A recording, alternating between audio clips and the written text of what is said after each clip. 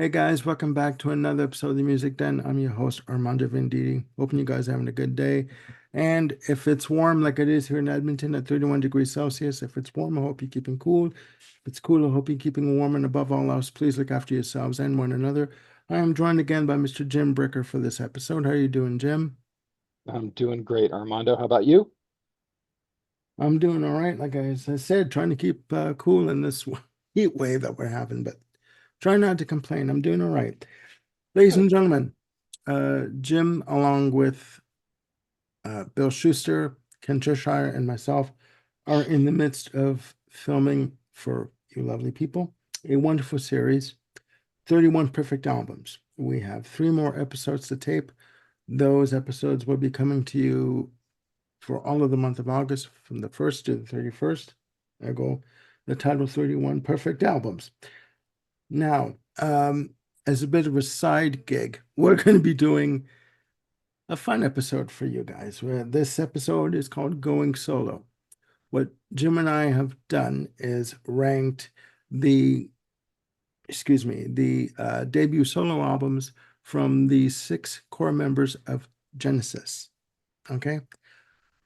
But before we get into that, we wanted to give a special shout out and honorable mention to Ray Wilson, who did front the band for one album, Calling All Stations, which was released in 1998. So again, we wanted to give a special shout out to Mr. Ray Wilson for the work he's done with Genesis and solo.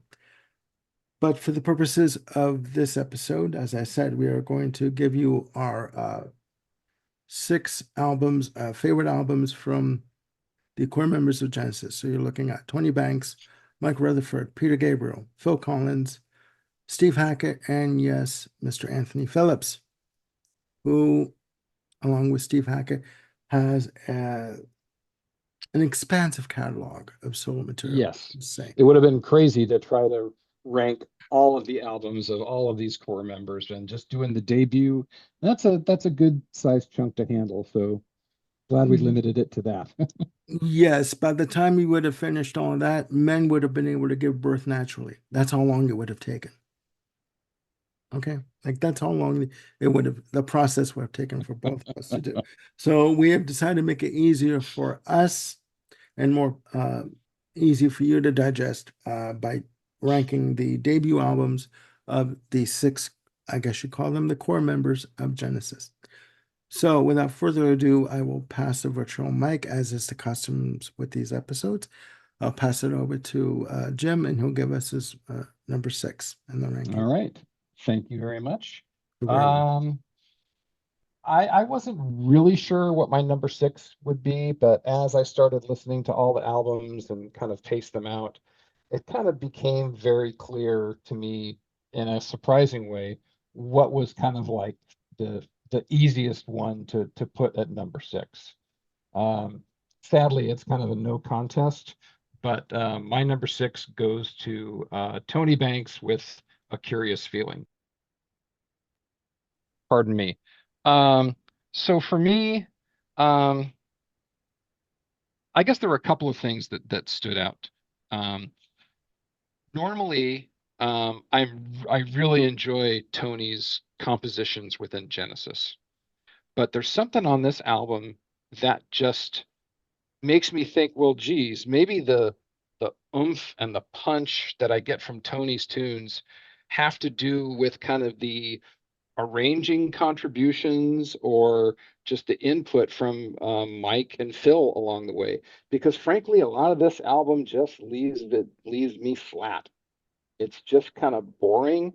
You know, if you think about it, music, having this sort of line like on an oscilloscope or something.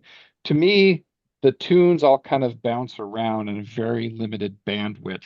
There's not a lot of dynamics, there's not a lot of drama, there's not a lot of variety. This album only has three players on it. Tony, who's doing keyboards, guitars, bass, and percussion. Chester Thompson, drums and percussion, and then Kim Beacon on vocals. So between the three of them, and David Henschel is taking on part of the production. Um, but again, it's the whole thing's just kind of flat. I mean, the performances as far as what's happening musically are fine, but overall, I'm just kind of left wondering what happened with the time that I spent listening to that album, and would it have been more productive listening to something else?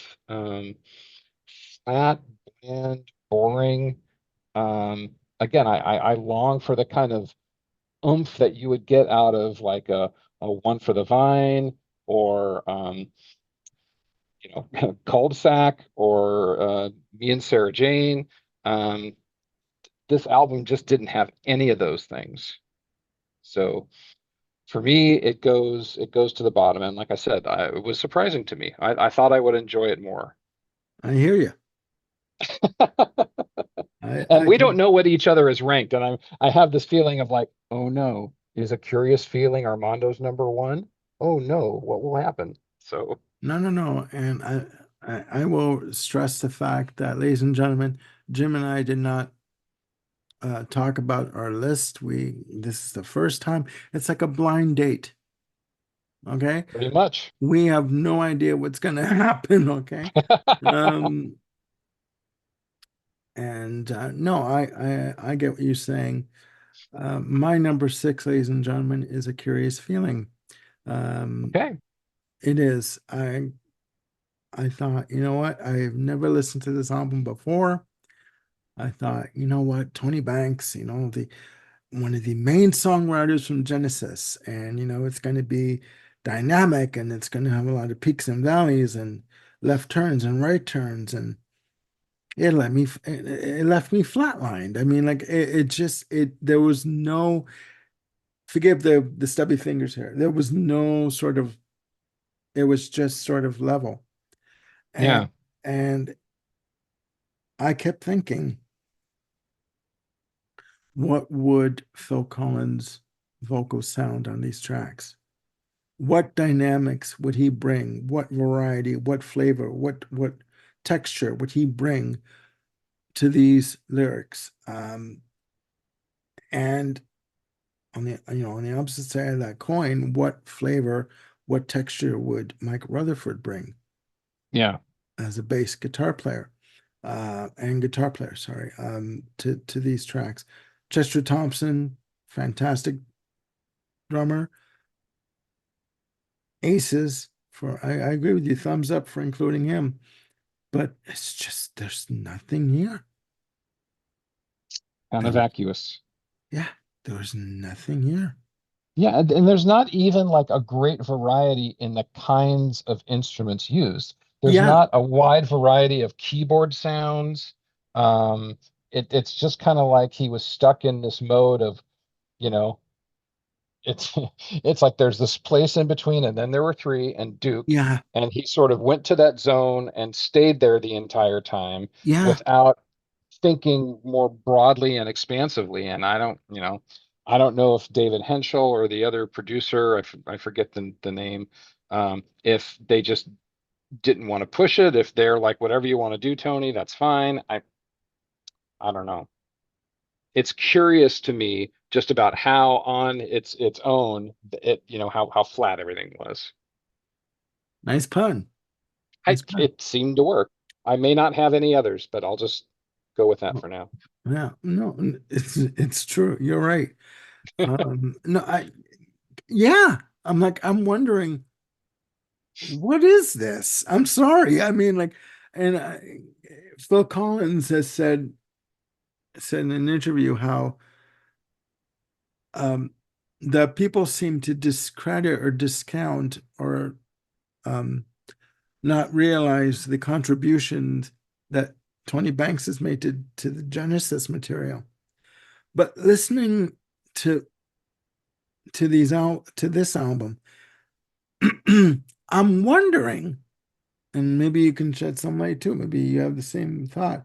I'm wondering, like, does he need or did he need Phil Collins or maybe Peter Gabriel or Steve Hackett, Mike Rutherford in order to bring more depth or just something different into the mix for his compositions? I don't It understand that.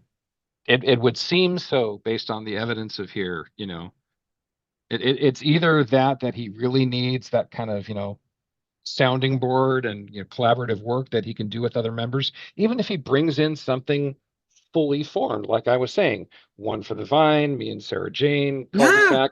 Those are all great tunes in and of themselves. yeah, And I wish that there were tunes like that on this album. yeah. Just a little more depth, just a little more Hmm. substance than Yeah. than what is there. Anyways, that's our opinion, folks. Okay. We must carry on, ladies and gentlemen. Back over to Jim Mhm. for number five. Numero cinco. All right. This next one I really wanted to like.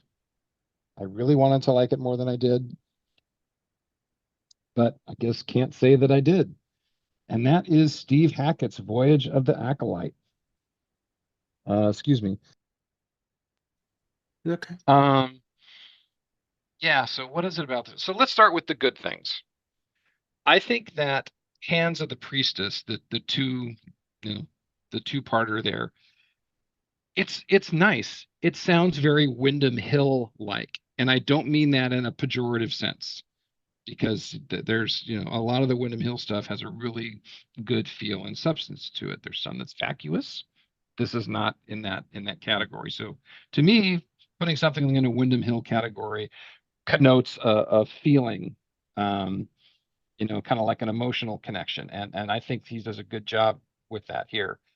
Um, Hermit, I really like what's happening with the music and the melody within Hermit, but the lyrics and the vocals kind of sounds like something from, a sophomore in high school, I gotta say, who read a little too much Tolkien. It's just kind of weak to me. The vocals certainly, and that's Steve on vocals on that. And again, the lyrics are just kind of uh, I don't know, high school pretentiousness. Um, Star of Sirius, I really wanted to like it, but I think the kind of twee sounding vocals that Phil has on it, and then just the fact that there's really not a lot happening there melodically that's interesting, kind of just leaves it flat.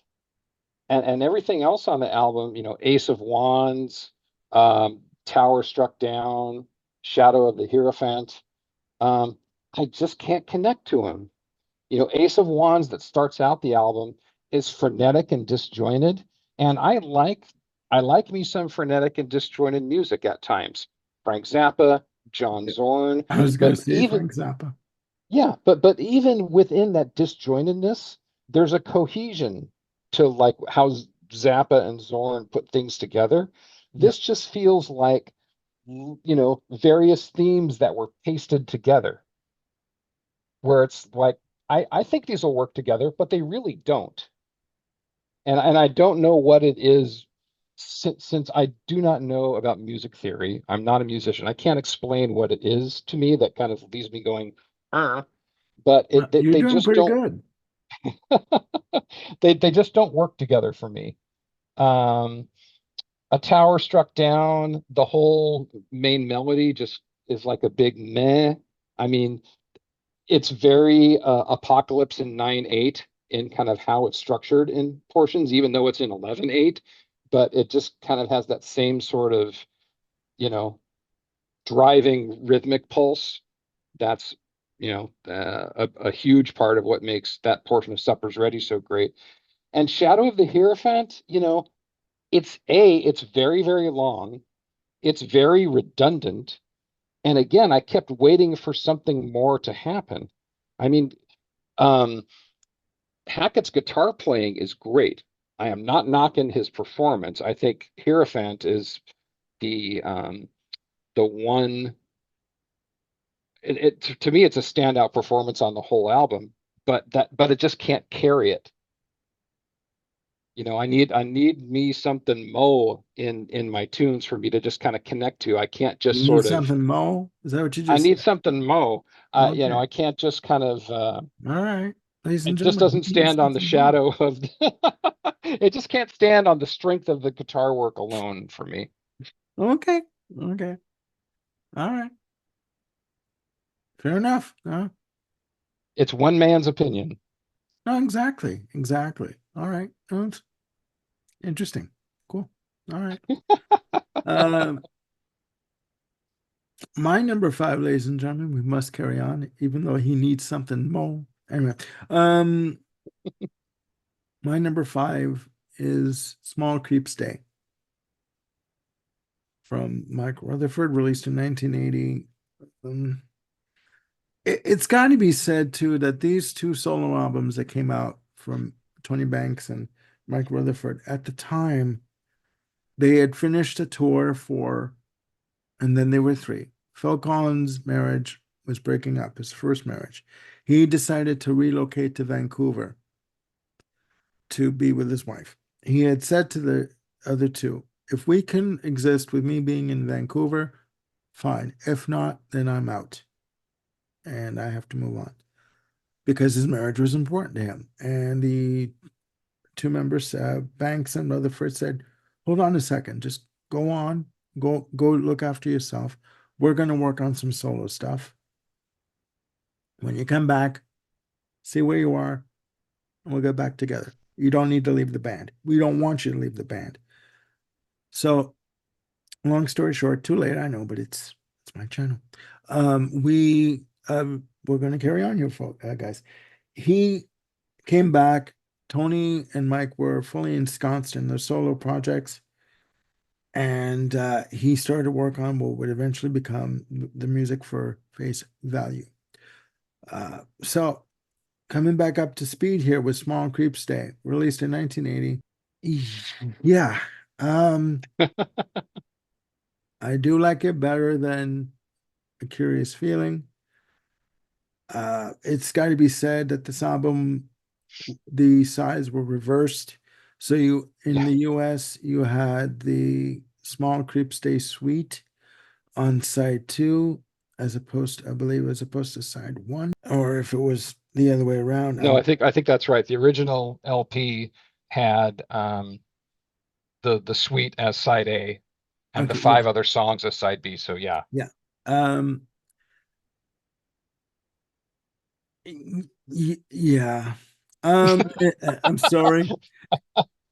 Please say more, Armando. The these two albums, A Curious Feeling and Small Creeps Day, are a prime example of the sum being better than its individual parts. Hmm. I'm sorry. I do like some of the suite of Small Creeps Day, you know, between the tick and the talk, working in line, after hours, cat and rats, and then in this neighborhood. What the hell is that? I'm sorry. It's just parts of it I like, parts of it leave me wanting to run to the bathroom. I'm sorry. It just doesn't hold up. And I'm just wondering what this album would have been like if Banks or Collins had contributed on some of the tracks or some of the songwriting. I Hmm. don't understand it. I don't understand what he's doing with this album. It leaves me flat. It just doesn't connect with me. I do like it slightly better than the Curious Feeling because Curious Feeling only left me curious. In terms of what it was I was listening to, And this one left you feeling creepy? I mean, what are you saying? it just does not connect with me. Gotcha. I do like Mike Rutherford's playing. He's a fantastic bass player. He's a fantastic guitarist, keyboardist. He does play drums too, but Hmm. um, it's Genesis light. If anybody, when the rumor was going around, or the idea that Peter Gabriel leaving Genesis made Genesis sound like Genesis light, this album to me, Small Creep Stage Genesis light. It is not. It is not a memorable album. Some of the musical, the instrumental pieces are okay on The Small Creep Stay Sweet, but the rest of it leaves me feeling flat, like flat ginger ale. I don't drink, so it's a flat ginger ale for me. Yeah. It's not anything that I would write home about. Sorry. I'm sorry. I just can't get into it. You don't need to apologize to me. I'm putting it out there. Okay. But no, that is my number five. There's just something, and it's been remastered on CD. It's been re-released, latest 2021, I do believe. Thank God I never picked it up. I'm sorry. There's just something that is lacking here. And Hmm. um, again, it is a case of the sum being greater than its parts for me. So, but again, we must carry on, ladies and gentlemen. Back over to Jim for his number four. This is Number four. Yeah, sure. This is fun. Um, fun. Number four, and frankly, I thought this one was probably going to end up at the bottom, but my number four is The Geese and the Ghost, Anthony Phillips' first solo album from 1977. Um, First of all, I'll get this out of the way. This is a very well done record for what it is. And what it is a pastoral Renaissance inspired 12-string guitar orgasmatron of an album. I mean, if the beginning of the musical box is your wheelhouse for Genesis, you're gonna love this This album. album is for you. Yeah. Yeah. Yeah, because it's just full of both Anthony and Mike Rutherford, both on 12-string guitars, on you know on several of the tunes, and it's got that very strong musical box feeling throughout. Um, the album kind of was a big turd commercially when it landed because at the time it dropped, what was an ascension but punk rock, and this was, kind of everything that punk rock was railing against. So Yeah. it did not have any traction in the marketplace, but it's a pretty good album. I'd likely listen to this again, but I'm gonna have to be in a very specific mood. I think what it achieves very, very well, but there's kind of like a narrow band for when I want to be kind of in that zone. Um, Beautifully produced. Phil is on there again on a couple of tracks. Again, not very, very strong. Um, I should probably say the the Genesis vocals that he did, before he was, the lead singer. So you've got More Fool Me and I think For Absent Friends, right? Yeah. Were both his tunes.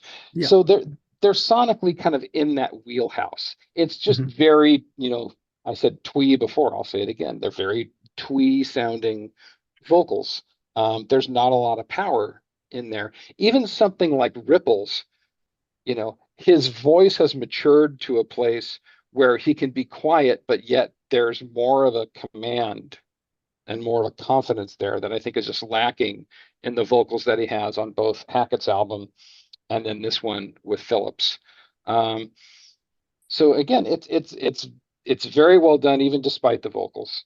I enjoyed it, but just not sure if I'm going to be returning to it.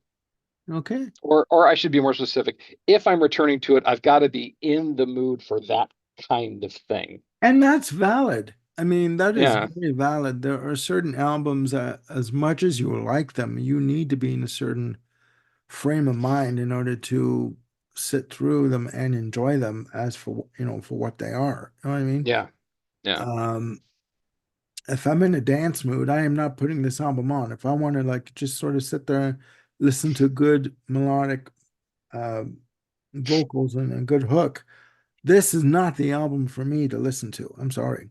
You know what I mean? yeah.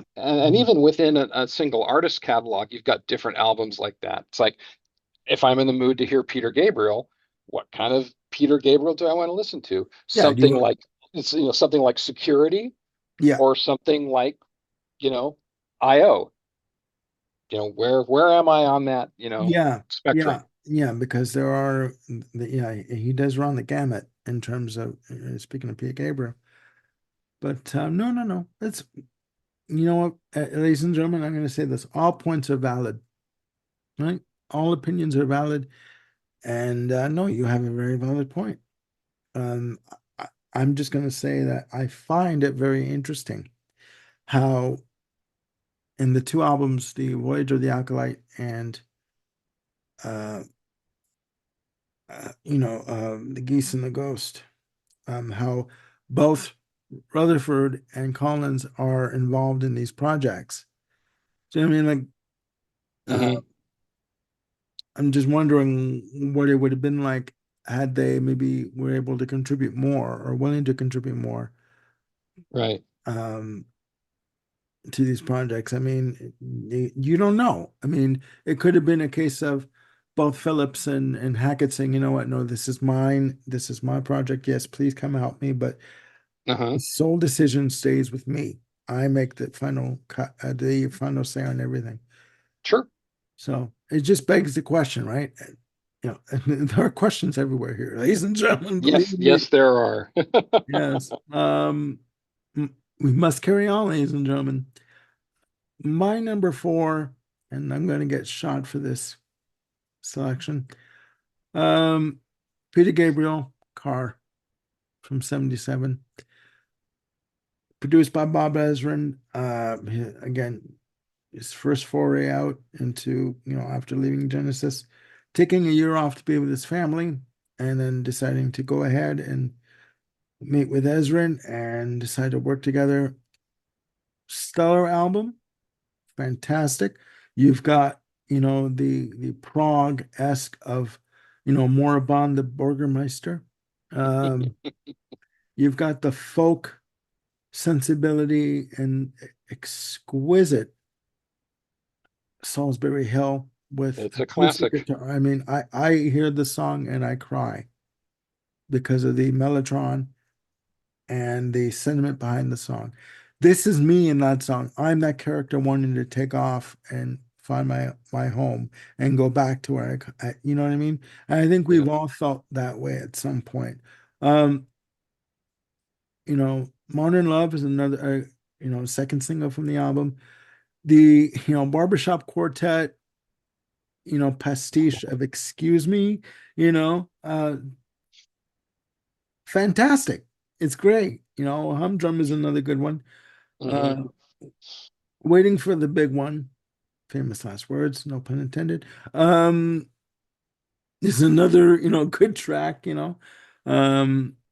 is a good album. And I can't even say that this album, suffers from overplay or, because this album is still played on FM rock radio today, and it's still fantastic.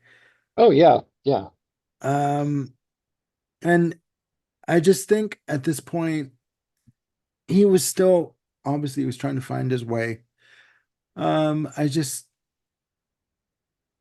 I don't know. To me, it's not a cohesive album.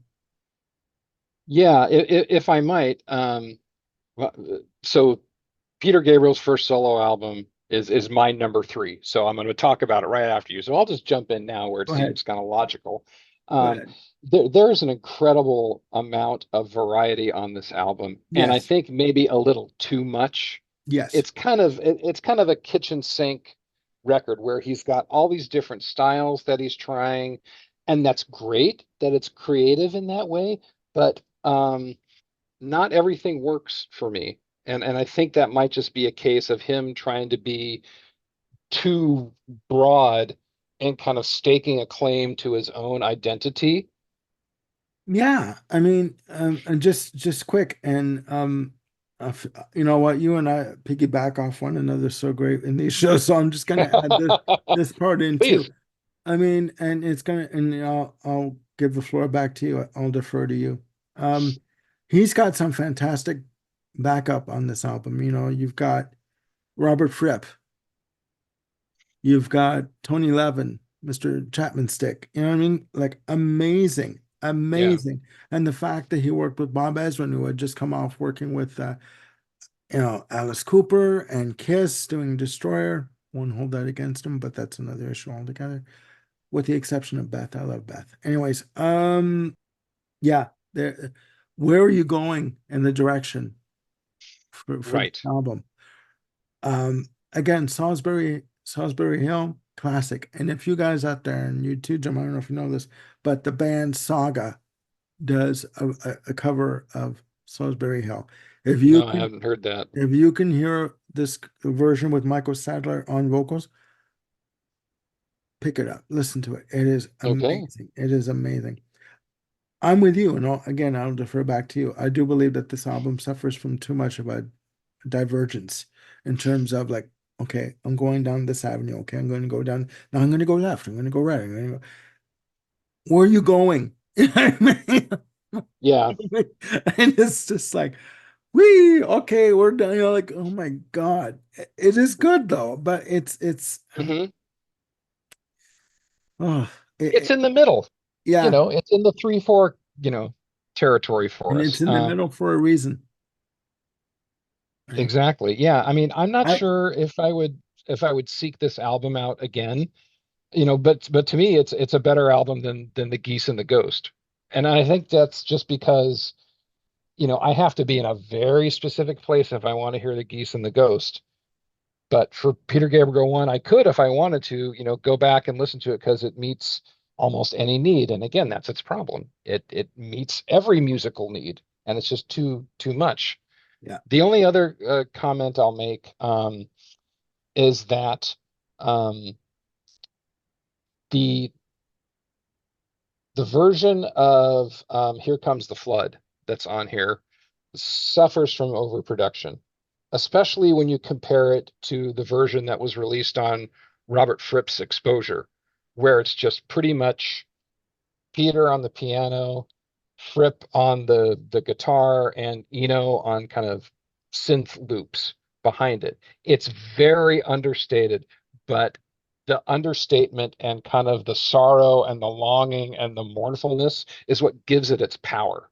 The Bob Ezrin bombast just doesn't do the song any favors for me. Would you say it could, here comes the flood with the production, that it could be a case of less is more, like maybe strip away some of the bombast or in quotes, but some of the effects and some of the production to make it come out into full fruition. Yeah, I mean, and again, if you take the version that's on Robert Fripp's Exposure, which is Peter, Robert, and Brian Eno, Yeah, what they're able to do with that trio is so much more impactful because it's just so understated.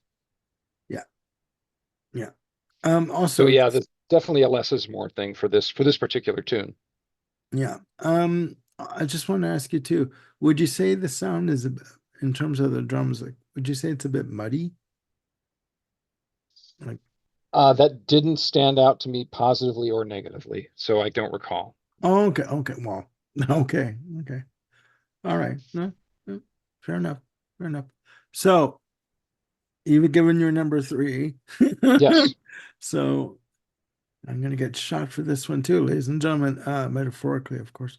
Um, my number three is face value. Okay. Okay. Uh, Massive success when it came out. I remember my brother-in-law buying this album. Came out in February of 81. Mario bought this album. I remember the day he bought it because he brought it over to our house. It was mid-afternoon. I remember this song when it came out, In the Air Tonight. Massive single. It's probably being played right now on K97 as we speak here in Edmonton, at some point today or even right now, actually. There is a diversity on this album in terms of musical styles. For some reason, it works better. The diversity Oh, works better than it does on for Peter Gabriel. I mean, you have, okay, In the Air Tonight. This Must Be Loves featuring Stephen Bishop on backup vocals. A, a, a funked up, and I mean funked up version of Behind the Lines. Um, yep. the Roof is Leaking, which is a metaphor for his marriage that was breaking down. We won't go into that. Goes into for me, what I call experimental droned. And then, with the percussive vocals, like vocal phrasings, let's say, that he Yeah. does. on this. Not he doesn't do it. Someone else does it. Sorry, on the track. Then it segues into Hand in Hand. I always did love Hand in Hand. That's a Uh, great tune. Yeah. I think it is a good side closer for side one. Yeah. I missed again. No, it's all right. Like, it's okay. Another relationship track. He's full of relationship tracks on this album. Um, Yes. you know what I mean? Thunder and Lightning. Okay, I'm not moving. If leaving me is easy. Okay, and he ends it off with the Beatles cover "Tomorrow Never Knows." I don't. It's a good album. I think maybe it does suffer from overplay in my book. Uh, Hmm. In the Air Tonight, massive radio staple, FM radio staple, still is to this day. There's that, story about, I don't know if you heard this, Jim, but there's this story about how he saw someone drowning, and that this person that was with them let them drown and didn't help them, you know. And then the story goes months later when they were they were doing a Genesis performance on tour, and he saw this guy in the first few rows of the audience, and Phil Collins had them do a version of In the Air Tonight, like spur of the moment, and he apparently was singing the lyrics directly and looking at him. You know, I saw what you did. I know what you did. I saw with my own two eyes, and the guy apparently freaked out. Well, guys, that story is bullshit. That That's an never urban legend. Yeah. It's an urban legend. It never happened. In the Air Tonight are lyrics referring to his marriage breaking up. The entire A good majority of this album has to do with his first marriage breaking up. Okay. His wife Yeah. saying, I'm telling you I need help. I'm telling you that we're not working out and you're not listening to me. I don't feel like I'm being heard.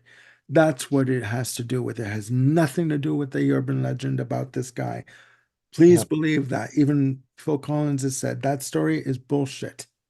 Okay. It is a good album. It is a fantastic sounding album. I do believe Hugh Padgham uh, produced this album with him. Yes. Yeah. So he, it is a good sounding album. I just think that it does suffer slightly from overplay. I mean, I won't, having said that, I won't switch the station when it comes on, probably because Right. I can't physically reach it, but that's another issue. Um, it is a good album. But it does suffer from overplay for me. So does so when you say suffering from overplay, you're specifically referring to In the Air Tonight, Yes, right? yes. If they Yeah. played hand in hand more or droned and hand in hand, I'd love that. I guess the I'm wondering if some of the overplayedness, are you kind of taking the, I'll say the baggage of all his later hits and kind of layering it onto this, and it just sort of makes you more No, tired of Phil in general? no. No? Okay. No, I will say that to me, this is his most diverse album. It's Hmm. his most interesting album in terms of what he wrote and in terms of how, he presented it to the public in terms of the production. I will say that his albums after this, like Hello Must Be Going, No Jacket Required, d- do kind of suffer from that sameness effect, like that sameness Hmm. uh that sameness condition, let's say, right? It's just, yeah, if Living Me Is Easy, if they Hmm. played even I Missed Again more, maybe they do, but if they played that more over than In the Air Tonight, um, I would give this album more of a chance, I think. Yeah. It's they tend to focus on the big radio hit. And FM radio Hmm. is guilty for doing this as well. They tend to listen to me. Focus. I need more coffee, guys. Focus on the one major radio hit and then build everything around that. That's the issue for this album, with this Hmm. album to me. If that makes Yeah. any sense. You can tell me if I'm full of crap. I mean, Oh, I you're, will. That'll come later. oh, cool. All right, cool. Not at all. Not at He all. likes me, guys. He really likes me. He's telling me I'm full of crap. All right, there we go. All right. So that's my number three. We will go back over to Jim for his number two. My number two, and you're probably thinking, well, which is it? He's only got two left. Which is he putting where? Yeah. My Okay. number two is my number two is Small Creeps Day. Okay. Um, so in in contrast to you, my good host, my good friend, I think this album is really distinctive and appealing. It doesn't work 100% of the time, but it certainly works leaps and bounds greater than A Curious Feeling to me. So, yeah, it works leaps and bounds better than Curious Feeling. I listened to both Curious Feeling and Small Creeps Day um, on headphones from my Mac. So, in fact, it's these very headphones that you see right here. So, same conditions. And basically, you know how I was complaining that A Curious Feeling kind of has this narrow bandwidth? Very narrow. Small Creeps Day is all over the place. It uses kind of the full palette of available music in terms of, the quiet delicacy of some of the guitars and some of the, big thuds of the bass pedals. Um, it and the songs are actually, they're hooky, they're good, they're memorable, there's things that I can sing along with, as opposed to just kind of this malaise of the Curious Feeling record. Okay. um so I mean, so I first heard it with all of the songs on side one and the suite on side two, so that's kind of how I talk about it. But I think Moonshine, Time and Time Again, um, Every Road are, three really great songs from side one. Two of them are ballads, but they work very, very well.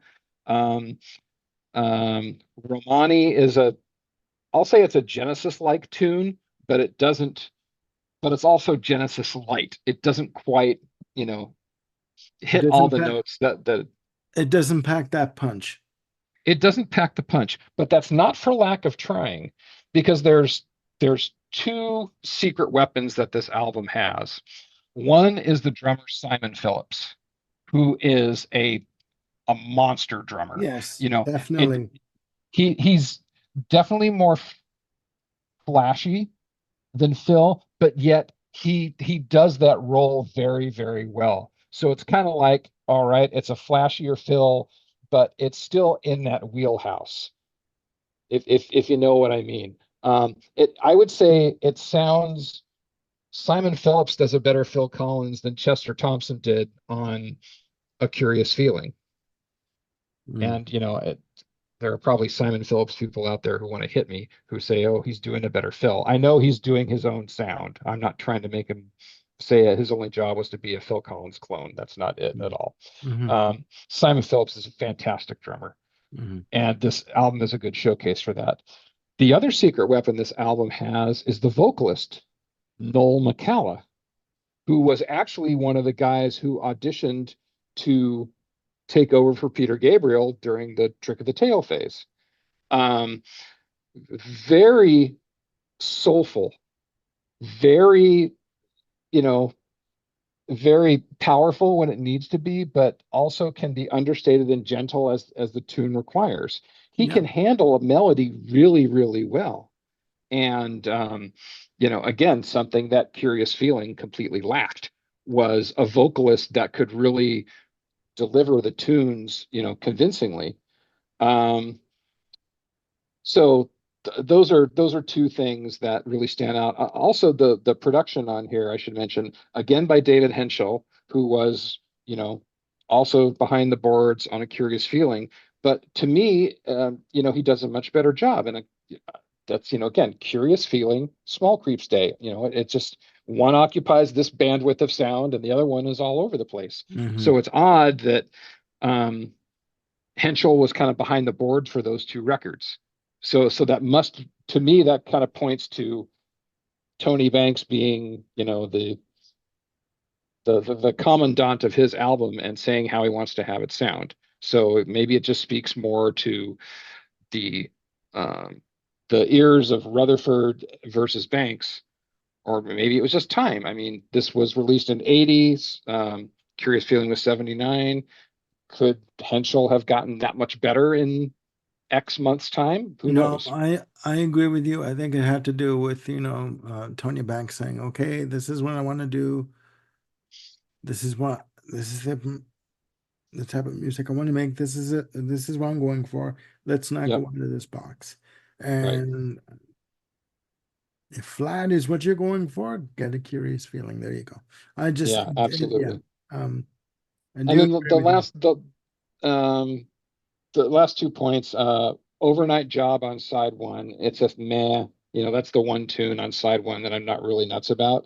And the small creep stays sweet on side one or side two, depending on which version you have.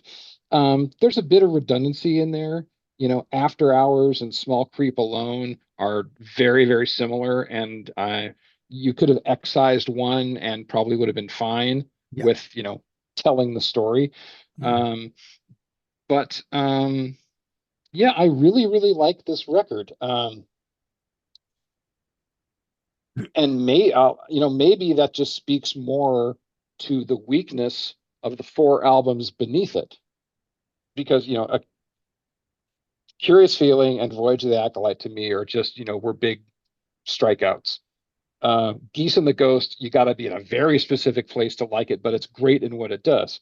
Mhm. Car, what Car does too many things, but it Mhm. does them very well. So it's like you've got to be in that mind of, all right, I'm going to have a musical smorgasbord when I come in here.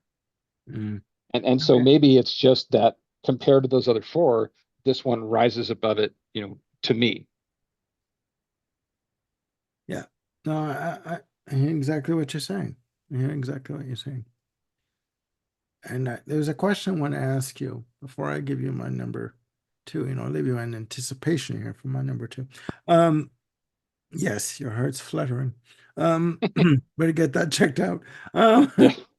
Um, with an artist or a band, do you believe or do you feel that um, if a band starts out on their albums doing different musical styles, or pretty early on different doing different musical styles on their albums, that Hmm. that um that if the fan should always expect them to do that kind of thing, or should an artist do ultimately what they want to do in terms of, I guess, Well, making themselves happy musically? I don't know if that came out properly, but I um think so. I think there's a couple of different points there.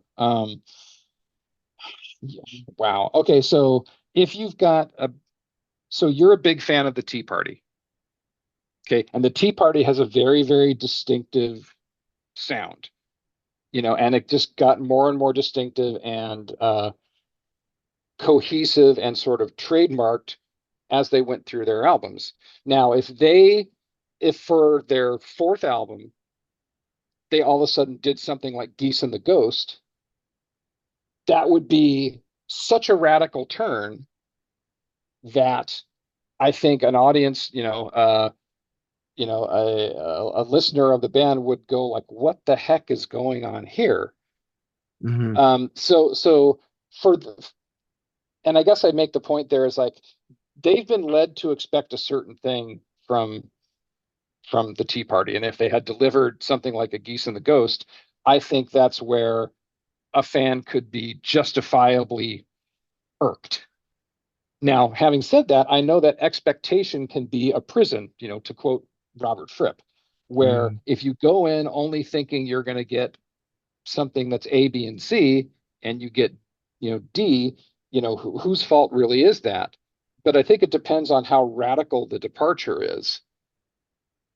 Okay. Okay. That makes sense. If that does that make sense? Yeah. Yeah, no, it makes sense. It makes sense. I'm just wondering, why does it work for certain artists and does not work for others? Do you know what I mean? Like, Okay. Case in point, Yeah, please. the Peter Gabriel album Car, debut album that, like you had said, it goes all over the place musically. Hmm. And at times it works, sometimes it doesn't work. I mean, Right. do you know what I mean? Like I guess my question is again, should an artist, I'm sure I'm going to get an opinion on this one way or another from people out there, but should an artist do what they feel in their gut, do what they feel intrinsically within themselves, whether that is to keep doing the, I guess, the same sort of path, going down the same path, or should they evolve and keep doing like different stuff, different music genres on their albums, like radically so, like, you know what I mean? Like, Well, I guess it kind of depends. I'll try to put a few examples in there that we both connect to. Pat Metheny's Secret Story. You love that album. I really, really like that album too. What's the album that followed Secret Story? oh God. That no, I'll answer it. It's Yeah. Zero Tolerance for Oh Silence. my God. Yeah. Okay. So now Ah, there's that was a someone, definite departure. Okay. definite departure, and that was something where he probably alienated, the largest majority of his fan base Yeah. possible. Yet Yeah. Matheny was really following his musical muse, and to him, it's all part of the same journey. It's just different branches off the same, you know, musical river, if you will. Musical You tree. know, Yeah. Neil Young has the same kind of philosophy. Yeah. You're going to get an album like Harvest Moon, and then after that, you're going to get Les Noise. And I know those didn't follow each other, but that just shows the No, I know what you're disparity that saying. he has from album to album. I know what you're saying. I know what you're saying. Okay. I okay. I got the answer. I know what you're saying. I get it. I get it. I think the artist they certainly have the right to produce what it is that they want to, but by the same token, they also then have to realize that they're going to reap the fruit of whatever comes from that. If they do something that's going to alienate 90% of their fan base, then guess what? That's kind of their own damn fault. Well, I mean, yeah, and I hear you. What I'm trying to say too is if you have a band like Queen, for example, Hmm. that throughout the first 10 years of their career, people knew what they were going to get. The first two albums were pretty much rock albums. Okay. Hmm. Then they ventured off into dance hall and ragtime and pop and but all within the rock arena, right? Yes. Yeah, they expanded and grew, they matured. They didn't all of a sudden have this seismic leap from place A to place F. Okay, but what I mean is from 73 to 80, Hmm. they pretty much did that sort of genre. Then in 82, they jump all like, I mean, the ship wasn't sinking, it was blown up. I mean, they jumped from, say, like the game to hot space. Right, right. Such a radical departure, even for Hmm. them. Do you know what I mean? Right. Um, but then again, and at that time they were saying this album is not, and forgive the tangent, folks, but that's what we do. Um, We're tangents, yes. this, this is a natural evolution to where we were going, and it's not so far removed from where we were. Bullshit. Do you know what I mean? But like, Hmm. but then you come back to the question: Does an artist who does an artist owe first? Their audience or themselves?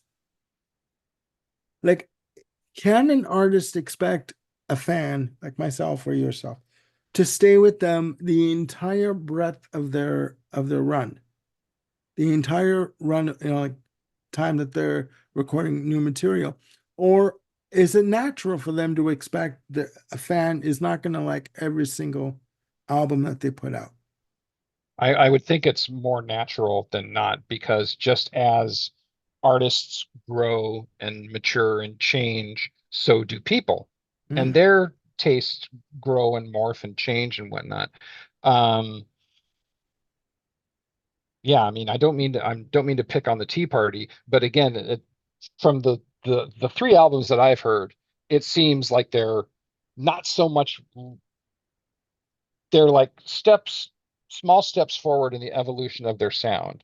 In other yeah. words, it's not so great a leap from their third album, compared to their EP. So, if they want to stay in that wheelhouse and own it, and it works for them, and they make money and they make their fans happy and whatnot, then Godspeed. If that's what they want to do, Okay. whatever is motivating them to do that, if it's dictates to their fan base, and that's what's super important to them, Okay. that's fine. You're right. You're right. Ladies and gentlemen, I got Jim listening to the Tea Party. I There have we done go. some Tea Party. There we go. There we go. Now, the reason for the question I asked you 10 years ago, um, and as we're going back into our listing here, our ranking, Reel it back. yes, I'm just saying, I guess it begs the question, why does it work switching genres and doing different genres for some artists and for other artists, it just does not pan out. I don't understand that. Like, I just don't get it.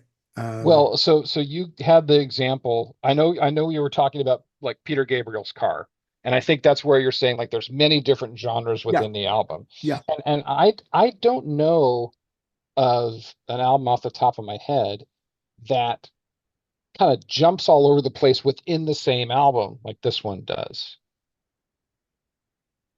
okay. Obviously you've got things like Queen going from The Game to Hot Space. Very different. You've Radical. got, Yeah, Joe Jackson's Big World compared to uh what is it? Willpower? Was that his all instrumental album yeah, yeah, yeah, after that? yeah, yeah. Again, that's a huge radical change. And not everyone followed with it. I didn't follow with it. I didn't find Willpower to be that interesting. Mm-hmm, hmm. Whereas Bill Schuster loves that album. Yeah, Willpower. and yeah, Yeah. All right, ladies and gentlemen, the moral of the story is stick to the topic at hand. Try not to go off on tangents, because in the ultimate answer is there really is no answer. I I mean, yeah, you can hypothesize and and do all the all the pontificating. Well, I believe no, no, no. Ultimately, it's all a matter of opinion. There is no answer to it. So, right. It's uh, not like objective observable science. It's a subjective thing. exactly, exactly. Now back to our regular schedule programming, ladies and gentlemen. My Okay. choice for number two I'm in glad the you're keeping track. there we go is for the ranking of the Genesis solo albums is, and I'm just going to switch out Voyage of the Acolyte. Okay. The Acolyte. Yeah. From 75. I do see this as the missing Genesis album. People Hmm. have said that a lot of this stuff could have been used for Trick of the Tail. Some of it maybe could have been used for The Lamb Lies Down on Broadway. Um, It is a good album. I do like the pastoral orchestral kind of movements in it with Hmm. and you never really heard me use the term pastoral before on the show. With Hands of the Priestess parts 1 and 2. Yeah, it oh my God, this was going to be number one, but no. Um You pulled the, an audible. yeah, I pulled a Venditti. The Ace of Wands for me, if you really listen to the arrangement, it could have very well have been Los Endos, worked differently. You've got Phil, I do believe Phil Collins and Mike Rutherford have provided instrumentation for all the tracks on the album. drums and bass, respectively, bass pedals. I do believe the Ace of Wands could have been Los Endos reworked. Hands of the Priest is fantastic instrumental piece. A Tower Struck Down, written by John Hackett. You know what? Fly in the Windshield. Okay. It could be. It could be. I'm sorry. Um, The Hermit, I'm not a fan. I do love the album. I'm not a fan of Steve Hackett's vocals. I'm sorry. I'm sorry. Leave it to people that can sing. On this we agree. Please, please. What were you thinking? Yeah, moron. I'm sorry. Um, Star of Sirius. I do believe if Collins was playing a character, I do believe he underplayed it. Uh, Hmm. you know, the Lovers, an ode to his future wife Kim at that point. Nice little orchestra, orchestra, instrumental acoustic piece. Nice enough. A minute 30 seconds. Overall, the album is good as a whole. I mean, he's playing on this album is fantastic, Steve Hackett. Yeah. Um,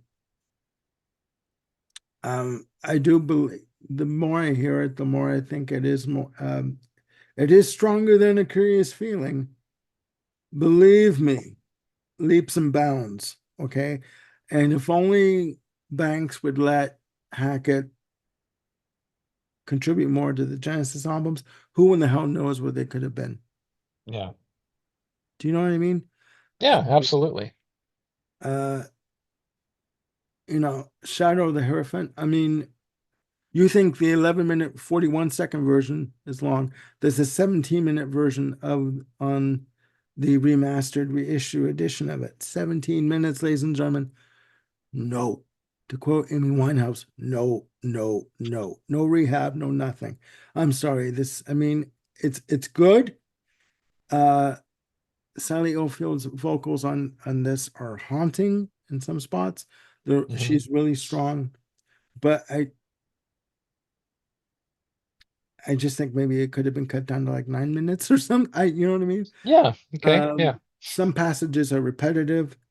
It could have been faded out at the 9-minute, 2-second mark or the 9-minute mark and could have made it more, I guess, cohesive in that respect. Sure. Overall, as a whole, the sum is greater than the parts individually.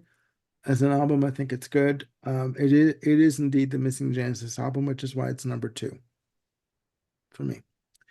Now, ladies and gentlemen, the moment of truth, the reason why we started the show 20 years ago. Um, Back over to Jim for his number 1. Well, and then there was one, and that one is Face Value. This is actually where my Genesis journey starts. Um, you Ooh, know, okay.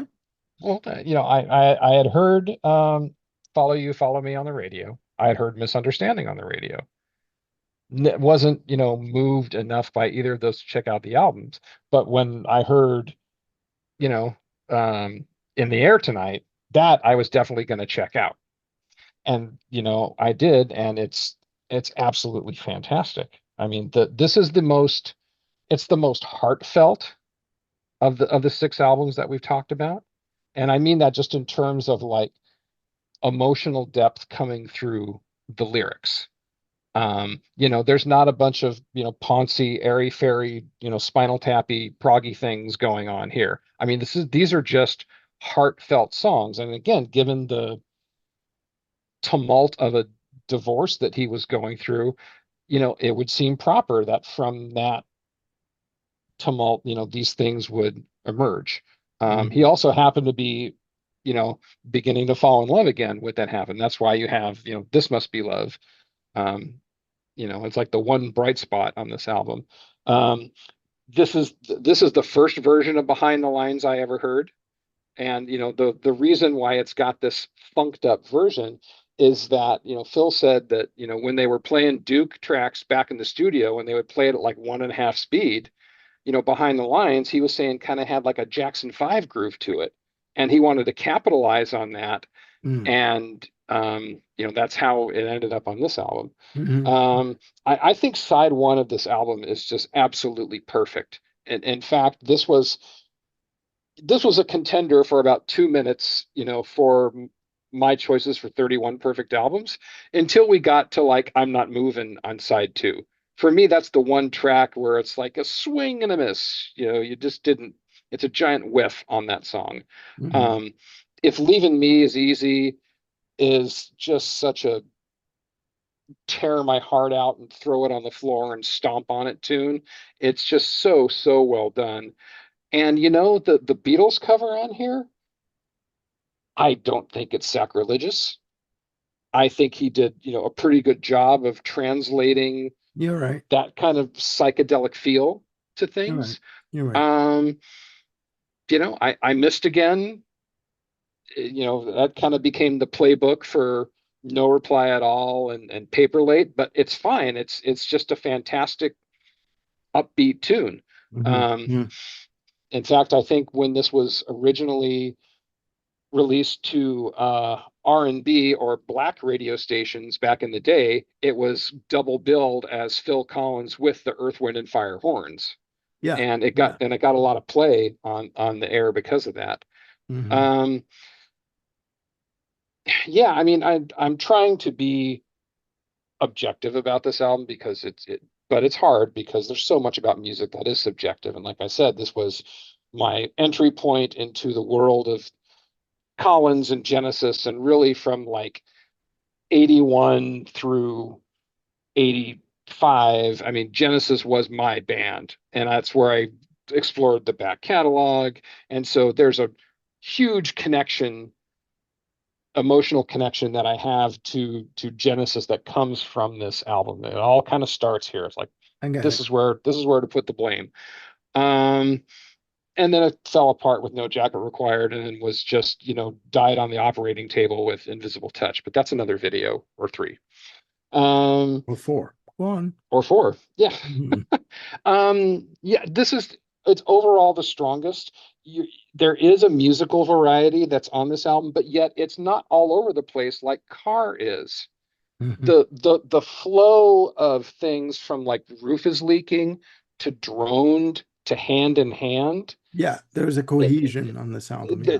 That exactly. So even though those three tunes couldn't be more different than one another, as a whole piece, they work on the album. It's still, you don't feel jerked around like Hmm. going from place to place as I do on Car. Hmm. Um, yeah, I think I started this off. I don't remember if we were filming it or not, but yeah, my when we had the discussion to do this album, I knew what my number one was going to be like within 4 seconds, and then it just did not move from that space again, Yeah, and head and shoulders above all the other ones to me, in my opinion. your opinion's valid. Every opinion's valid. And it's fine. I mean, there is a cohesion to this album that there isn't on Car of Peter Gabriel. There is a cohesion there. I just feel that the radio stations, and rightly, I mean, and I am right in this. I mean, where the radio stations still focus on In the Air Tonight Hmm. as the single from the album. And okay, but there are 10 other songs on this album that can be, can be played and listened to and given more attention, right? So, Yeah. um, no, I hear exactly what you're saying. Um, you and I got into Genesis 5 years apart. I got into them full time in 1990, and you know that story about me coming home with or my mom coming home with a bag full of CDs and Yeah. VHS tapes of Okay. Three Sides Live, and you know her giving me flack for you know running up a bill when I shouldn't have. Miss you, Mama. I love you. Um, but no, you're right. I mean, you have a valid point. You know, if it's a good album again. We weren't that far off. You had Face Value as your number three. Yeah, Okay. Yeah. yeah. All right, ladies and gentlemen, we're coming in for the for the final lap here.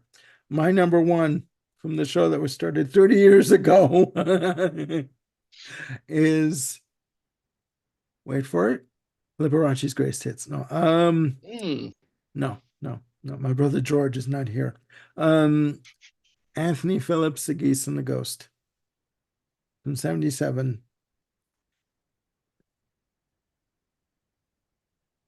I don't know what it is about this album. Maybe it hit me at a certain time. This album to me is dripping with drama, with themes left, right, and center. There's a backstory to this album. This album was started back in 1972 with Mike mm, Rutherford as a there was a talk at one point, and I did do an album spotlight on this. Please check it out on the channel. They started this album back in 72. At one point, there was talk about doing it as a duet album between Rutherford and Phillips. At the time, Genesis were working on Foxtrot, so Mike Rutherford's attentions were placed mainly on Genesis, which if it came out that it was Tony Banks pushing him to do so, I wouldn't be surprised. Won't go there, another show. But this album to me is symphonic. It's um it's folk, it is minstrel, it is beautiful. It is. mhm. It is. Starts off with and I mean, even if as I just put up the cover here, it is Jolly Old England. I mean, I'm expecting Oh yeah, I'm expecting Errol Flynn to make an appearance as Robin Hood on the cover at some point, the sure. back cover or whatever. I mean, you have Anthony Phillips sitting on the bank there, like, with his guitar, looking at a pond with the ghost coming. I mean, how much more Robin Hood can you get? Yes, In terms exactly. of, Knights of the Round Table or whatever. It is just so steeped in this tradition that, I mean, it is dripping in it. Okay. Yeah. Even the use of lutes and flutes and, and mellotron and mandolin and clarinet. And it is Recorder and all these other things. recorder and it is simply fantastic. I mean, it starts off with Wind Tales, the, intro, uh, Which Way the Wind Blows, Phil Collins on lead vocals. Then it starts off with the one of the two um, suites, either written or co-written with Mike Rutherford, Henry Portraits from Tudor times. I mean, fanfare, Lutz chorus. I mean, Misty Embattlements. I mean, come on. I mean, like, it's all there. It It's drips. Yes. Thank you for the effect. I'm gonna pay you for that effect. Every time I say dripping mellotron, just to use your hands and you can't use my claws to do that. I swear to God. Lutz chorus reprise, Henry Goes to War, Death of a Knight, Triumphant Return. I mean, like, come on. It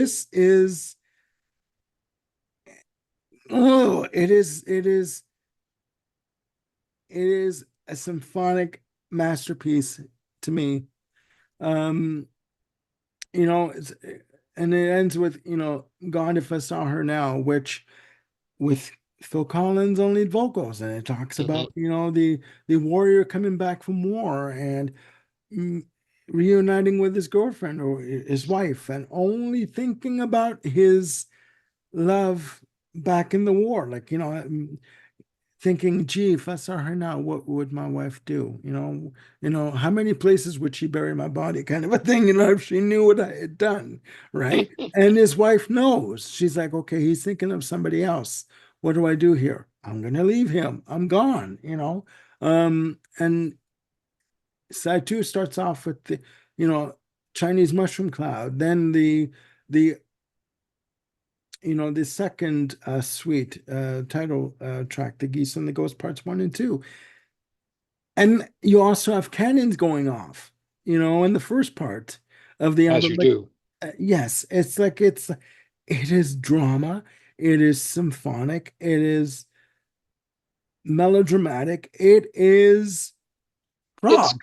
It's castles and drawbridges and ramparts and standards and knights You and know, minstrels and all that. from a comedic standpoint, all you would need is Bugs Bunny and Yosemite Sam with the singing sword coming in. Yes, You know what I it is mean? it is that exactly. That's but it works very well. And Yeah, it really does. and the final track, Sleep Fall, the Geese Fly West. It's like, come on. You know what I mean? And the fact that Anthony Phillips sings on the one track collections, maybe his vocals aren't as strong as, say, Phil Collins, but you know what? He's a damn far better singer than Steve Hackett. As much as I love him as a guitarist and an instrumentalist, he can sing. He can sing circles around Steve Hackett. That's what I feel. I do, and I mean, I just think that this album suffers from time frame from when it was released. This should have been released in 73, along with anything that Yes was doing, anything that Rick Wakeman was doing in 75. Yes.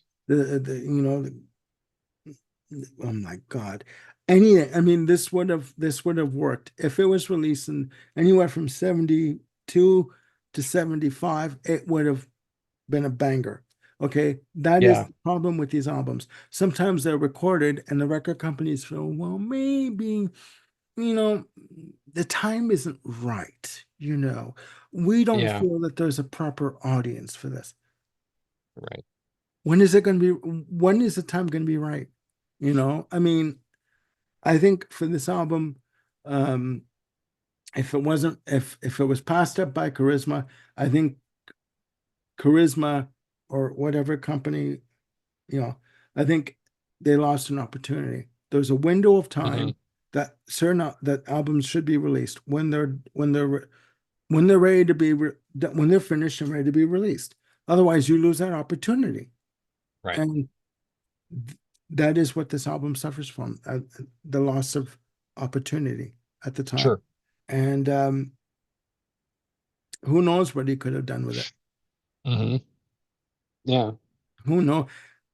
The fact that he had um, Rutherford and Collins on this album screams Genesis. It screams that this could have been a part of the Genesis catalog as well. Yeah. I mean, it just begs And the question. Sorry. yeah, and I was kind of making the reference point earlier. I'm sorry for jumping in, but Oh, no, no, jump the in. the the the point I was making, that if you're a fan of the musical box, the intro to the musical box, you'll be a fan of this album. And a lot of that has to do with that introductory melody was written by Anthony Phillips.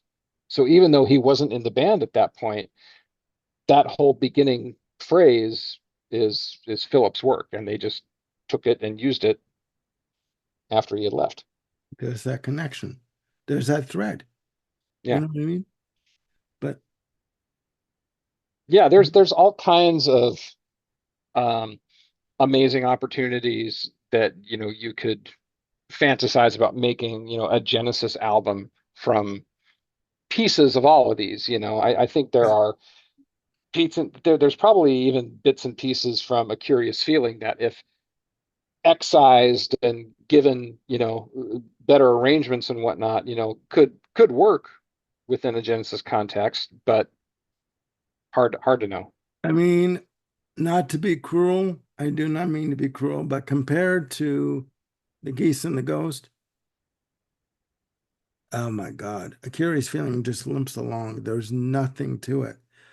Yep. It's a flat tire begging to be filled with air. I'm sorry that and Hmm. have it continue. It's just there's nothing there. It just, compared to The Geese and the Ghost, The Geese and the Ghost has peaks and valleys. It has blood, sweat, and tears.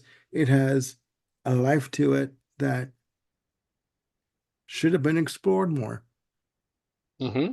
and that's not to say that Anthony Phillips is not going on to have a fruitful, a blessed career, or an expansive career on his terms. But I mean, who knows? in the proper hands and the proper advertising and the, where it would have gone, you know. Yeah. So, but ladies and gentlemen, that brings us to the close of this epic, epic episode. And I do mean epic. Like any prog song, and maybe it went on too long. Maybe it also needs, pruning here and there. I don't Yes, know. yes, yes. This is supper's ready times 300. Okay. So ladies and gentlemen, after hearing us go on and pontificate and all that kind of stuff and rant, rave and bitch and kvetch and all that kind of stuff, please let us know in the comments below down there, what Yeah, you believe of these rankings, what you think of them, and what are your rankings for the debut solo albums from the members of Genesis. Okay. exactly. Again, no right or wrong answers, just opinion, and there's nothing wrong with opinion.